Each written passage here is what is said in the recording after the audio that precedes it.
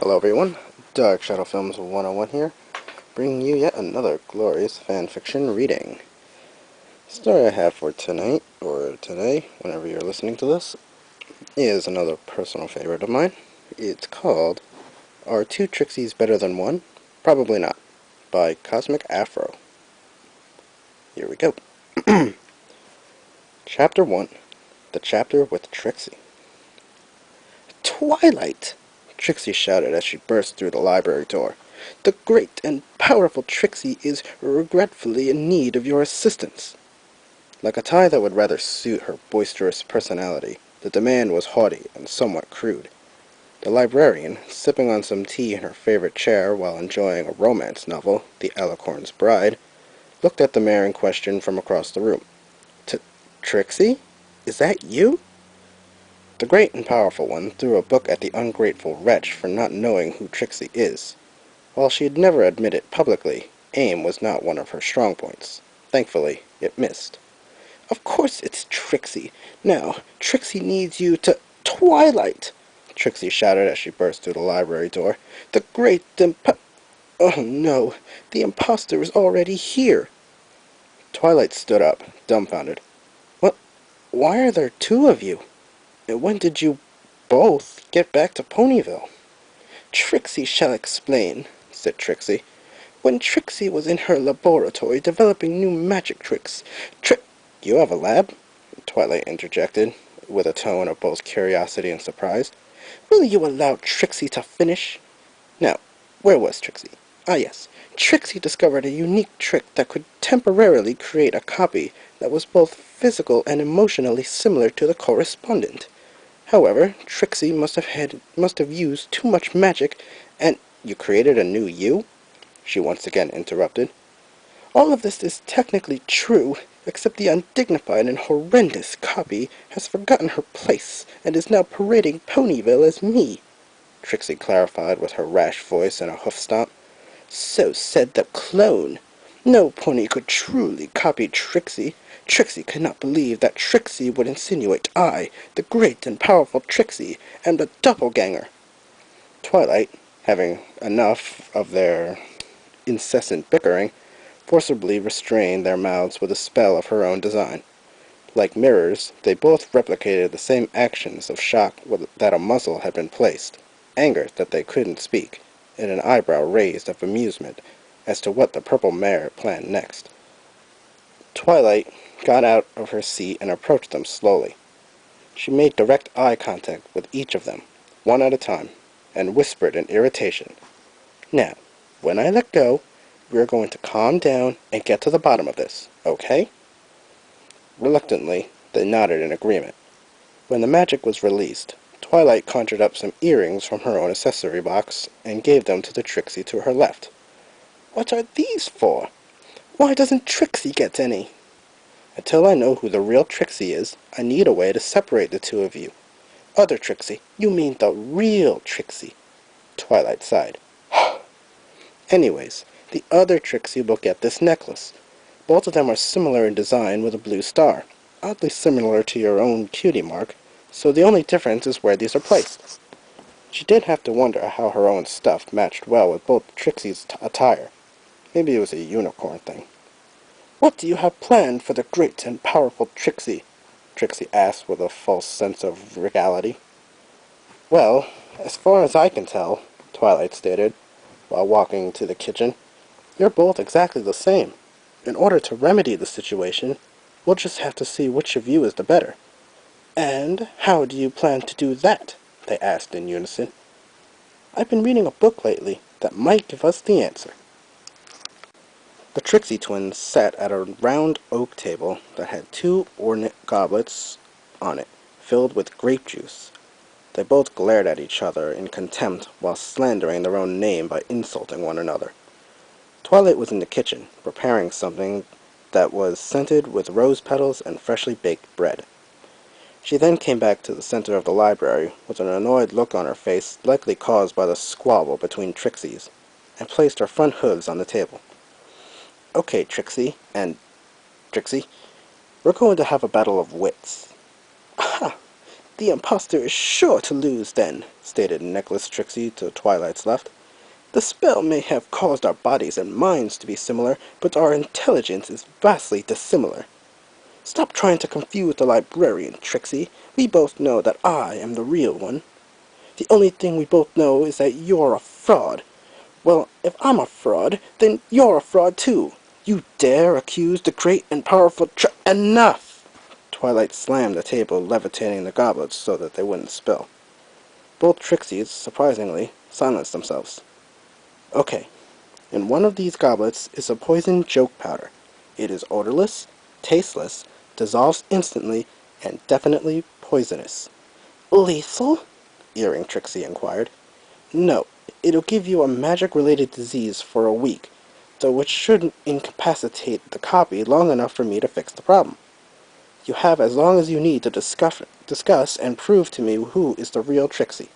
Now, are we ready? Very well, Necklace Trixie sighed. It shouldn't take that long to prove to you that I'm the real Trixie. Nonsense, you fool. Twilight obviously put the powder in your drink to eliminate you because she knows that I am the real Trixie. No imposter could dream of mirroring Trixie's redundant beauty and luscious eyes. Radiant beauty and luscious eyes, excuse me. If fake Trixie is talking about that unkept rat's nest you call a mane, then yes, your beauty is most becoming of you. Trixie scoffed at Trixie's own wit. And you think you're any better? Trixie is surprised you're not a bird perch, with how your crow's feet show. Twilight had to emit a small chuckle at that one. They were really going at it. Well, since I am better than you, Trixie, Trixie knows that Twilight put the poison in your drink, because she knows I, the great and powerful Trixie, am the real Trixie. I can recall everything from our encounter with her. Can you, pseudo-Trixie? Of course Trixie can, you hag, which is why Twilight actually put it in my cup, because she knew that I, Trixie, would know never to drink what was right in front of me. Clearly the poison is in this cup. With a light blue aura, the two beverages were switched. Feeling absolutely confident in her decision, Earring Trixie rose her chin up. Twilight had to admit, that was quite like her to be snobbish like that.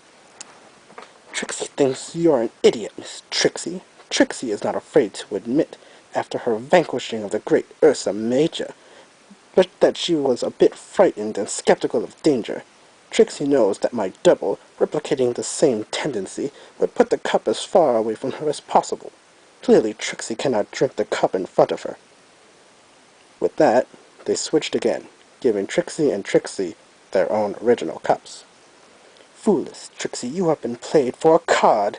Trixie knew that you tried to outsmart Trixie, impossible as it is, so she gave herself the poison momentarily, knowing her replica would take it back, quite smugly as well. Necklace Trixie scoffed at the accusation.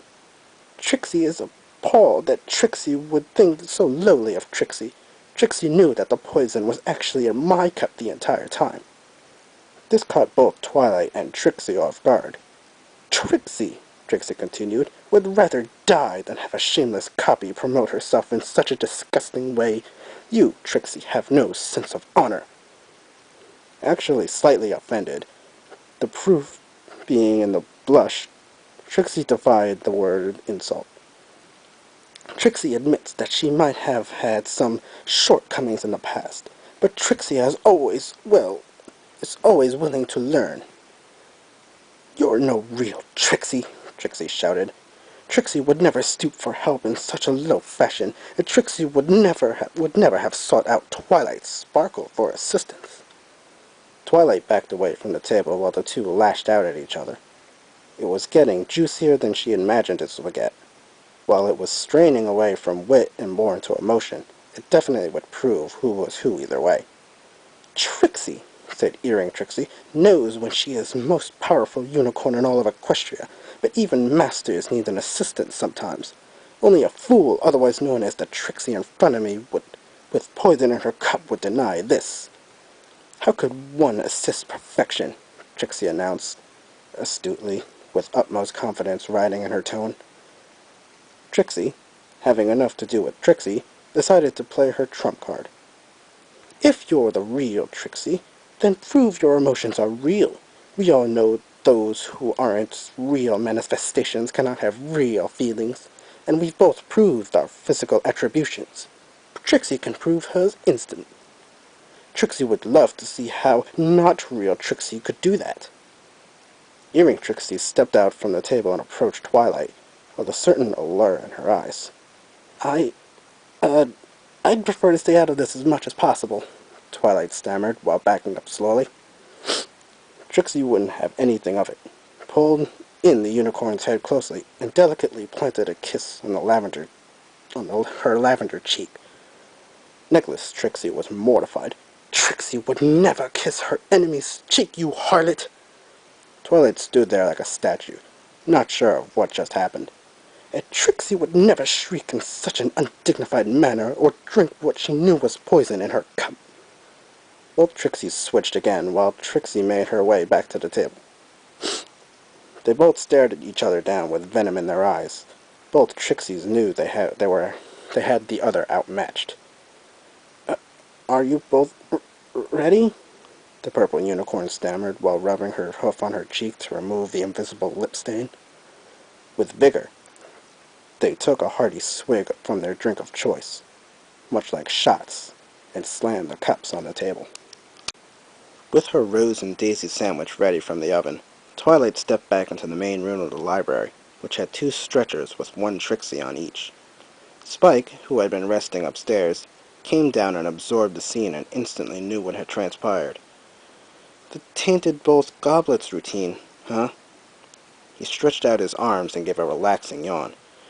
It's a shame they both had to go like that. He didn't have to lie to them about it not being deadly. He should have told them that it's potent when ingested.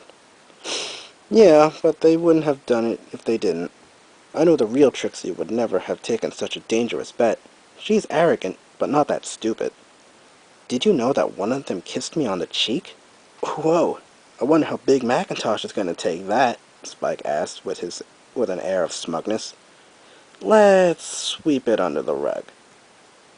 Author's note. The name Trixie was used 98 times in this story, not counting this author's note. The end.